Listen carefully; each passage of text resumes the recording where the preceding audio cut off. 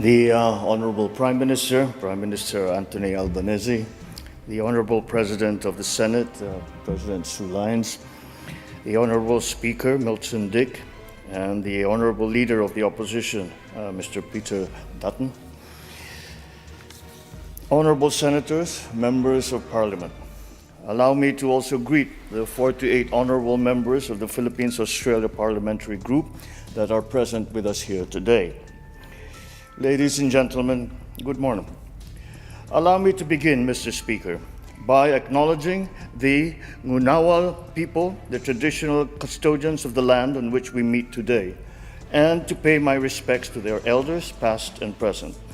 I also extend my respect to the Aboriginal and Torres Strait Islander peoples that are with us here today.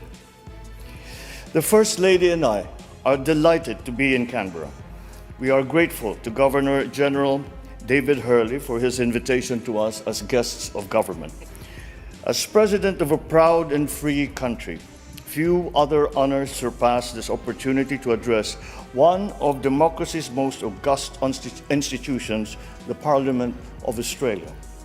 The long-standing friendship between our two great nations transcends the 78 years of our formal diplomatic relations. It is anchored on deep bonds of mutual respect and fond affection, which find concrete expression today in the rich contributions of more than 400,000 Filipinos to Australia, comprising the fifth largest migrant community in your country today. These bonds trace their roots as far back as the 1860s, when Filipino pearl divers, known to you then as the Manila Men, found their way to your shores as early purveyors of globalization. These Manila Men contributed to the Australian economy, they enriched Australian life, and most importantly, they sparked meaningful connections that have endured through generations. When our two nations faced common danger in 1942, Filipino soldiers fought valiantly in Bataan and Corregidor. They faced the impossible task of holding back the enemy's advance, and yet we did. These efforts helped keep Australia safe, and in return, a grateful Australian people provided temporary refuge for the wartime Filipino leadership. And at the most crucial moment, Australian airmen, sailors, and soldiers fought side by side with Filipinos as we, together with our allies, turned the tide of war.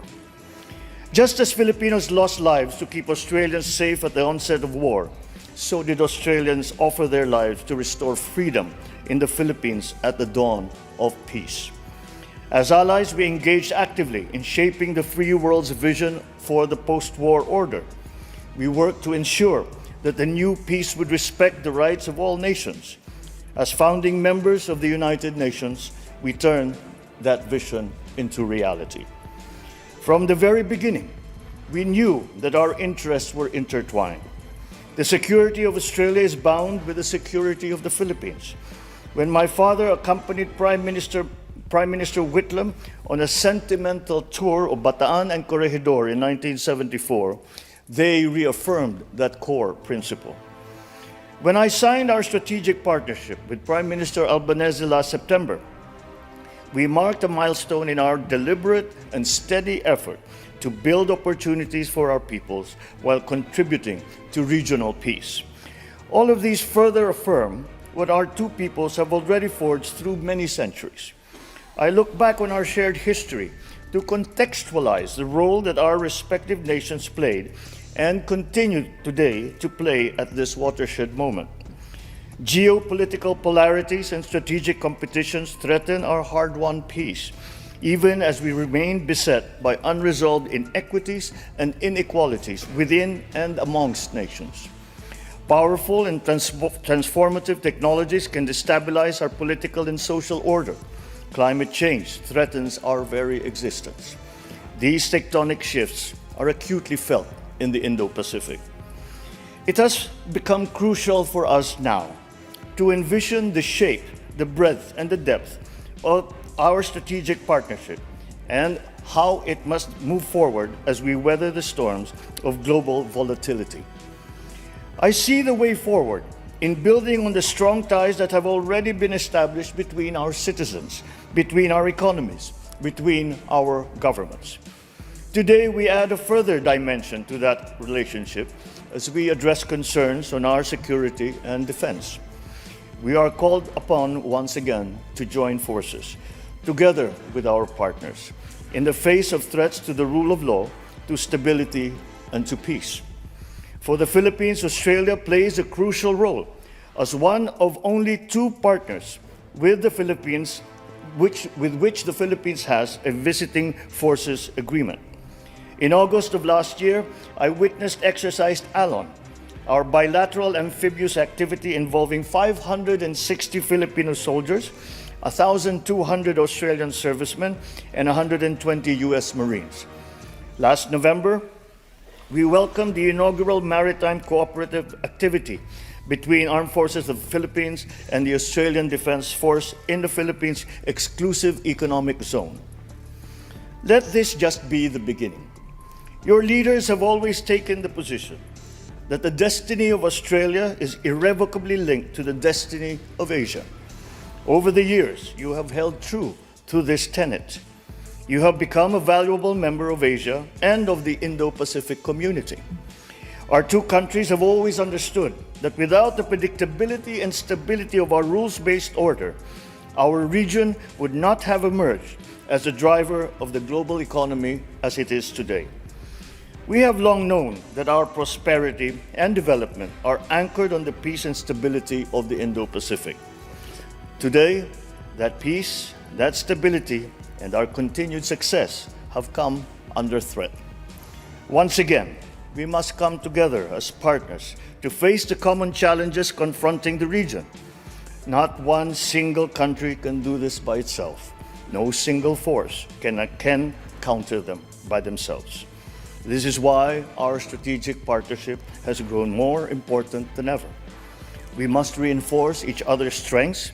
We must protect the peace that we fought for during the war and have jealously guarded in the decades since. We must oppose actions that clearly denigrate the rule of law. As in 1942, the Philippines now finds itself on the front line against actions that undermine regional peace, erode regional stability, and threaten regional success. Then as now, we remain firm in defending our sovereignty, our sovereign rights, our jurisdiction. I shall never tire of repeating the declaration that I made from the first day that I took office. I will not allow any attempt by any foreign power to take even 1 square inch of our sovereign territory. The challenges that we face may be formidable, but equally formidable is our resolve. We will not yield. Then as now, the security and continued prosperity of the region of countries like Australia relies upon that effort. Just as we fought to build our rules-based international order, so are we now fighting to protect it. The protection of the South China Sea as a vital, critical global artery is crucial to the preservation of regional peace and, I dare say, of global peace.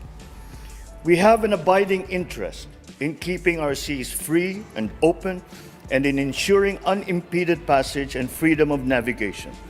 We must uphold, preserve, and defend the unified and universal character of the United Nations Convention on the Law of the Sea as the constitution of the oceans. We draw strength from the consistent and unequivocal support of Australia and the international community for the lawful exercise of our rights, which have been settled under international law. And so, on behalf of the Filipino people, I thank you, Australia, for standing with the Republic of the Philippines.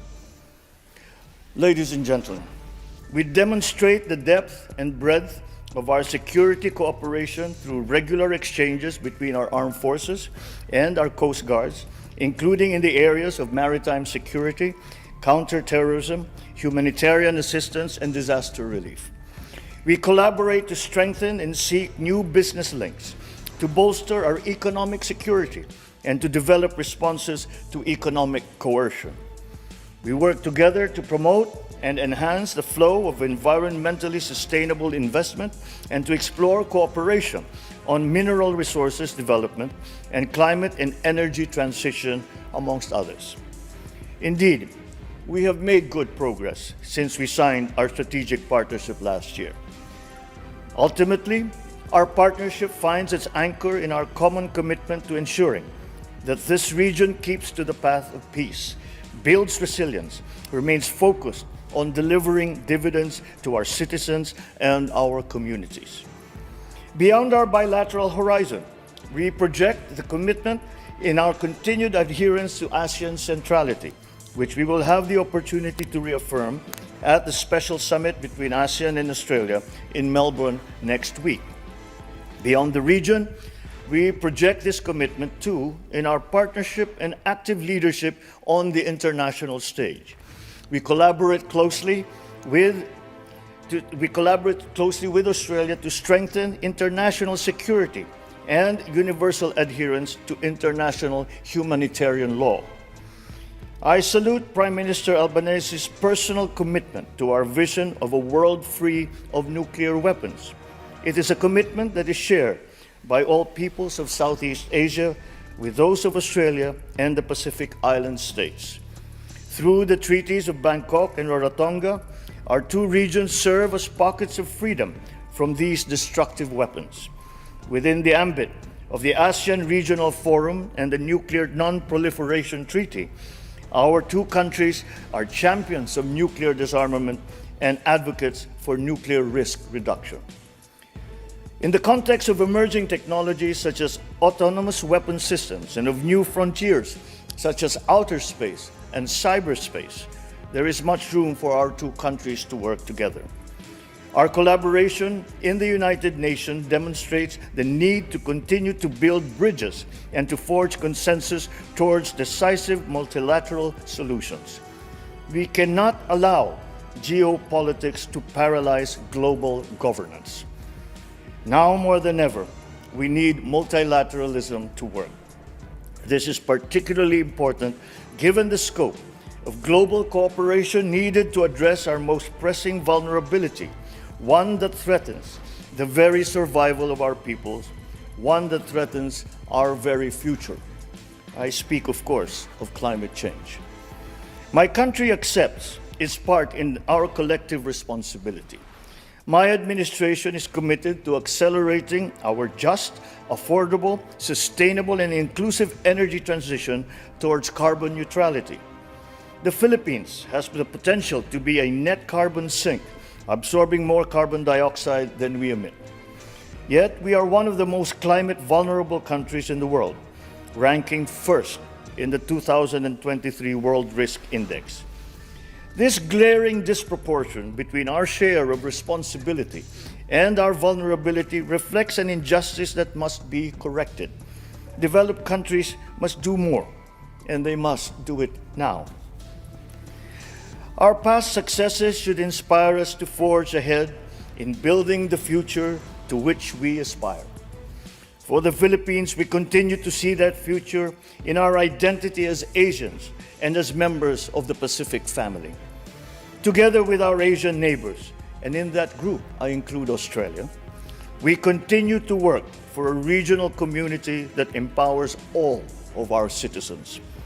As Asians, we are committed to fulfilling our region's promise as a global engine of growth and in remaining true to our shared value of mutual respect, our shared desire to flourish through our diversity.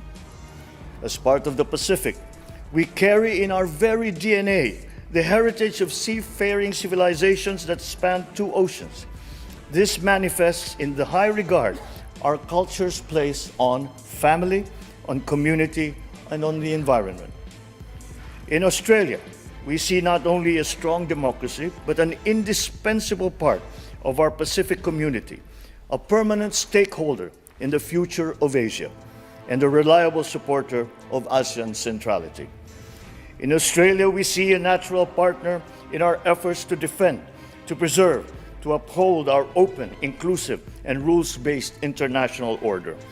to ensure that it remains governed by international law and informed by the principles of equity and justice. In Australia, we see a lifelong friend with whom we have endured joint sacrifices, reveled in our shared victories, and now pursue common aspirations. All this inspires confidence in the future of our strategic partnership. This confidence is shared not only by our two governments, but also by our two peoples. We see this in the face of the almost 35,000 Filipino students who choose Australian schools to pursue their respective endeavors, the fifth largest foreign student population in Australia. We see this too in the nearly 30,000 Australians who work and live with us and have chosen to call the Philippines their home. We see this more importantly in the spirit of bayanihan and mateship that defines our relationship. Our mateship brought Australians to Tacloban, my mother's hometown, to bring relief in the aftermath of Super Typhoon Haiyan in 2013.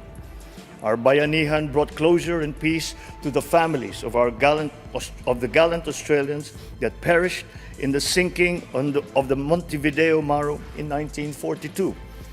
And this is the same spirit that now brings our sailors, our airmen and soldiers together, shoulder to shoulder, in defending our rights and in securing our common future. For when the Southern Cross met the Pearl of the Orient, a friendship blossomed, withstood the test of war, and flourished through the changes brought about by a world in flux. Looking ahead, I am confident that Filipinos and Australians will remain steadfast partners, unyielding and uncompromising in our shared values, and energized as we gird ourselves to work together in the spirit of bayanihan and of mateship. Thank you and mabuhay.